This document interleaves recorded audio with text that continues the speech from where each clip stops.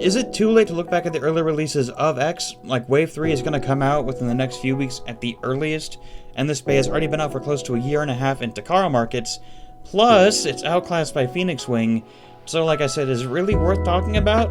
I mean, I think so. Even if the release now is just spare parts, it's still something that I think deserves a spot in your collection at the very least. Plus, if nothing else, you could be like me and have a wall in your room dedicated to Beyblades that you will never use, and only have it for display. But looking at the blade, and despite the simplicity, I'm still a really big fan of the design.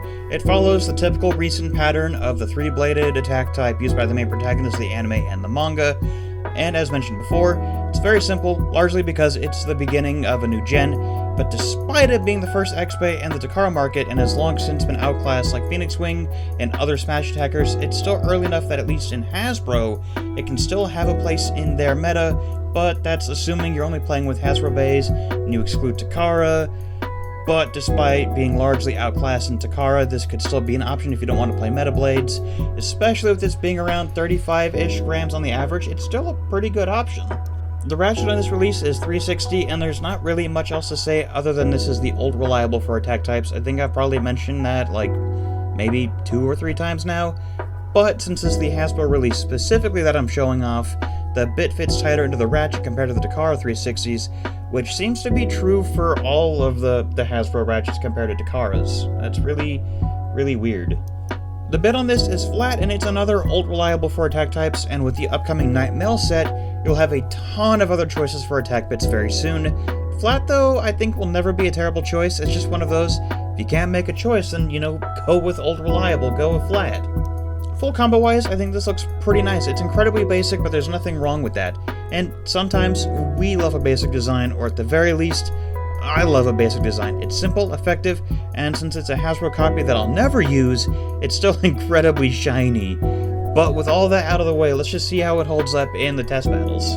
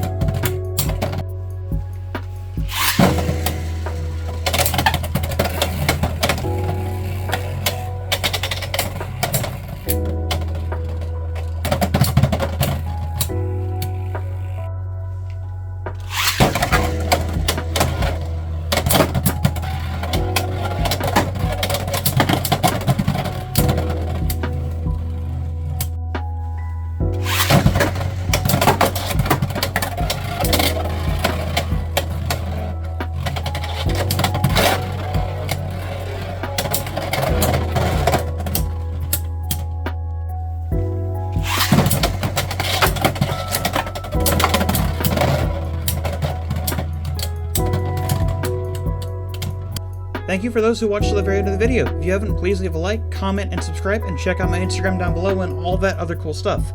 Also, if you feel inclined and haven't already done so, join the Discord link down below. It's a server full of Beyblade fans of any and all generations, and we'd love to bring more people back into the hobby, or fans who are just looking for a community to get involved with.